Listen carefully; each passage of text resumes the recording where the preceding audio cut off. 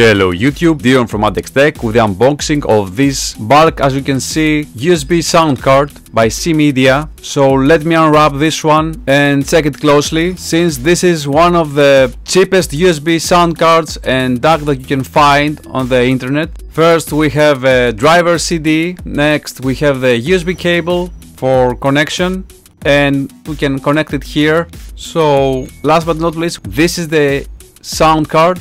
We have a mic input, both optical in and out, plus there are analog inputs and outputs, but this is an optical port, so this might be handy to output or record from an optical port.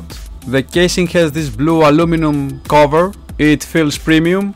Now this sound card is also a DAC, and it is also marketed as a gaming sound card. This is also a 7.1 USB sound card that, given its price, it has no match compared to other products at the same price category. Now some corners had to be cut in, like this USB cable that seems really generic here with this gray color. So let us connect this one, and this is ready to go.